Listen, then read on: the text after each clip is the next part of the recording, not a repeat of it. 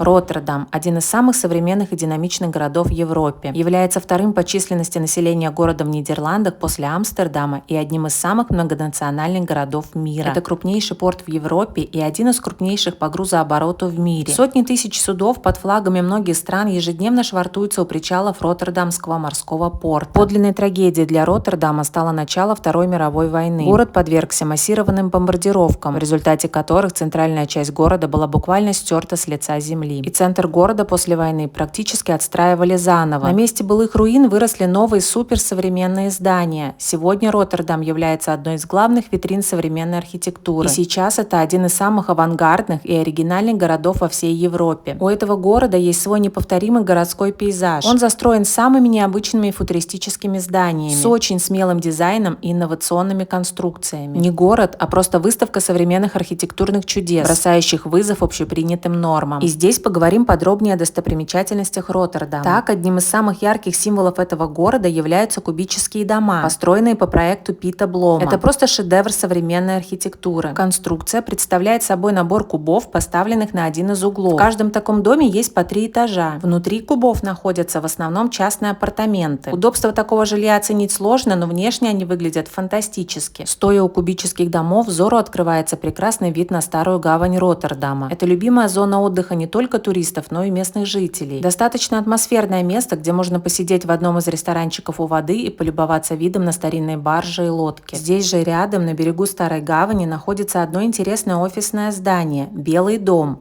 считающееся первым небоскребом в Европе. Высота здания 43 метра. И это одно из немногих строений центра Роттердама, которое уцелело во время ковровой бомбардировки в 1940 году. Сейчас оно входит в список 100 ценнейших памятников архитектуры Нидерландов. Еще одна визитная карточка Роттердама – мост Эразма. Это огромный вантовый мост через реку Маас. Стильный и эффектный, он просто идеально вписывается в современную урбанистическую картину города. Можно пройти пешком по мосту и сделать красивые фотографии набережной. Здесь же неподалеку находится Большая церковь или церковь Святого Лаврентия. Это одна из немногих средневековых достопримечательностей Роттердама. Изначально церковь носила имя Святой Елизаветы, а уже отреставрированный после разрушений Второй мировой войны храм стал кафедральным собором и обрел имя Святого Лаврентия. Следующий архитектурный и инженерный шедевр Роттердама – это рынок Мартхал. Снаружи поразительное сооружение похоже на стеклянный самолетный ангар. Внутри же он вмещает в себе жилые квартиры, рынок и парковку. Рынок – это излюбленное место гурманов в Роттердаме со множеством продуктовых магазинов, киосков и кафе, размещенных под одной крышей. На потолках и стенах изображения фруктов, овощей и бабочек. Здесь можно приобрести абсолютно любые продукты – овощи, фрукты, сыры, мясные изделия, морепродукты, свежую выпечку и десерты. По желанию сможете перекусить в местном фудкорте. Именно здесь мы впервые попробовали такой необычный десерт, как дыхание дракона. Это замороженная масса, приготовленная из хлопьев, смоченных льдом.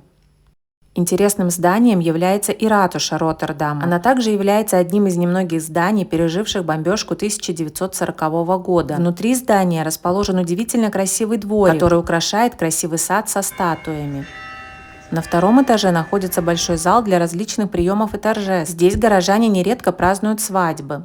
В Роттердаме есть небольшой аэропорт, принимающий рейсы из Германии, Италии, Франции, Испании и Англии. Но большинство туристов свое путешествие в Роттердам начинают с главного железнодорожного вокзала. Сюда прибывают поезда со всей страны. Это центральный транспортный узел Роттердама. Со многими городами Роттердам связан железнодорожными маршрутами. Также сюда прибывают высокоскоростные поезда из Антверпена, Брюсселя и Парижа. На центральной станции есть все необходимое для удобства путешественников: магазины, банкоматы, кафе и аптеки. Архитектура здания отличается необычной интересной формой и тоже больше похожа на арт-объект, чем на вокзал.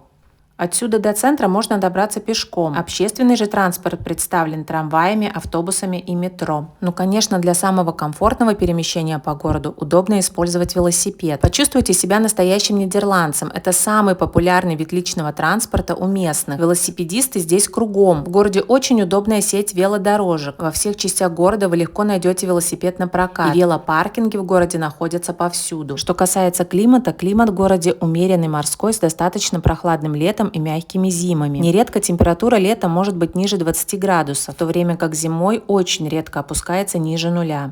Роттердам – приятный, современный, красочный, полностью разрушенный во время Второй мировой войны город, сегодня является центром прогрессивной, весьма необычной архитектуры. Этим Роттердам сильно выделяется из общей нидерландской картинки, и он точно заслуживает быть увиденным.